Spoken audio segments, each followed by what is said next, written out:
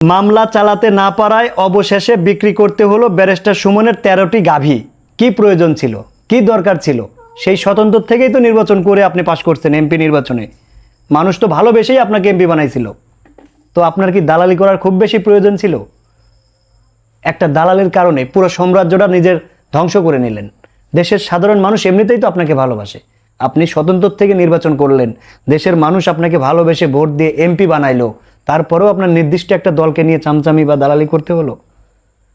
ভাই, এটা বিশাল বড় একটা মেসেজ। ব্যারিস্টার সুমনের এই ঘটনা আমাদের সমাজের জন্য বিশাল বড় একটা মেসেজ। দালালি করা যাবে না কখনো।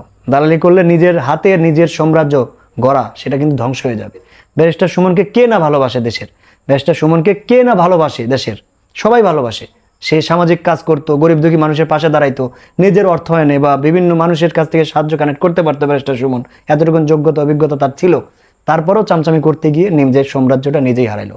এখন জেলখানার কয়েদি, জেলখানার বাসিন্দা, মামলা চালাইতে 13টা গাভী বিক্রি করতে হলো।